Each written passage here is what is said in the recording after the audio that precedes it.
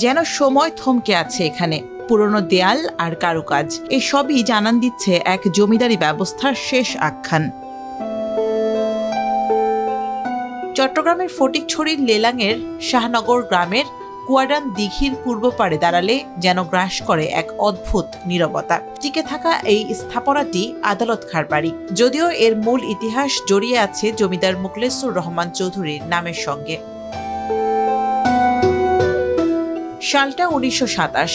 কুয়াডান দিঘির পশ্চিম পাড়ের পৈতৃক নিবাস ছেড়ে প্রায় 50 একর জায়গা জুড়ে এই রাজপ্রাসাদ তৈরি করেছিলেন মোখলেসুর রহমান চৌধুরী, যেখানে লালবাগ কেল্লার আদলে তৈরি হয়েছিল প্রতিটি ফটক। প্রায় 200 ফুট দীর্ঘ ও 60টি কক্ষ বিশিষ্ট বিশাল প্রাসাদ আর চুনসুরকি দিয়ে তৈরি একটি ঐতিহাসিক মসজিদ।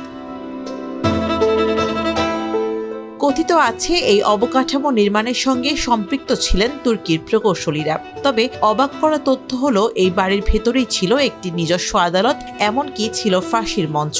কিন্তু 1 শতক পর সময়ের বিবর্তনে সেই রাজকীয় আভিজাত্যর শেষ চিহ্নটুকু ঢাকা পড়েছে জঙ্গলি লতাপাতায়। চট্টগ্রামের ঐতিহ্যবাহী এবং নান্দনিকতাময় যে সকল জমিদার বাড়ি আছে তার মধ্যে অন্যতম আদালত খাঁ বাড়িটি নির্মাণে একটা ইকোসিস্টেমের যে ব্যালান্স, সেই ব্যালান্সটি রাখা হয়েছে। কারণ জমিদার বাড়ির পিছনের দিকেই বিশাল দিঘি এবং সামনে প্রশস্ত মাঠ এবং একপাশে ধানের গোলা।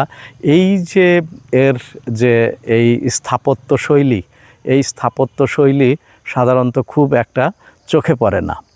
এই বাড়িতে যেভাবে স্পেস রাখা হয়েছে, যেভাবে জানালা দরজা এবং সার্বিক স্ট্রাকচারটা, এটা প্রায় 100 বছর আগের বাড়ি হলেও এইটার যেই স্থাপত্যশৈলী, এটা আগামী 100 বছর পর্যন্ত এই বাড়ির যে নান্দনিক বিষয়টা এটা থেকে যাবে। ইতিহাসবিদদের মতে নাটোরের উত্তরা গণভবন বা কুঠিয়াল জমিদার বাড়ির মতো যদি আদালত খাঁর বাড়িকে আধুনিক রূপ দেওয়া যায়, তবে এটি হতে পারে প্রত্নতাত্ত্বিক সম্পদের এক অনন্য কীর্তি। একই সঙ্গে হতে পারে স্থাপত্যবিদ্যার শিক্ষার্থীদের জন্য এক জীবন্ত পাঠশালা। নানান অবহেলায় অযত্নে বাড়িটি তার ঐতিহ্য টিকে ধরে রাখতে পারেনি। পূর্ব বাংলার যে সকল জমিদার বাড়িগুলি নিয়ে প্রত্নতত্ত্ব বিভাগ কাজ করেছে, তার মধ্যে যেমন আমরা বলতে পারি যে রাজশাহী বিভাগের নাটোরের উত্তরা গণভবন বা পুঠিয়ার জমিদার বাড়ি, এই ধরনের বাড়িগুলিকে যেভাবে রিনোভেট করা হয়েছে, সেইভাবে যদি এই বাড়িটিকেও রিনোভেট করা হতো তাহলে এর সৌন্দর্য সবাই ভ্রমণ পিপাসুদের দৃষ্টি আকর্ষণ করতে সক্ষম হতো। স্থানীয়রা বলছেন, দ্রুত সংস্কার ও যথাযথ রক্ষণাবেক্ষণের মাধ্যমে ভবনটি টিকিয়ে রাখা গেলে এটি উত্তর চট্টগ্রামের পর্যটন খাতকে সমৃদ্ধ করবে, তেমনি বেঁচে থাকবে ভবিষ্যৎ প্রজন্মের কাছে ইতিহাসের এক জীবন্ত দলিল হিসেবে।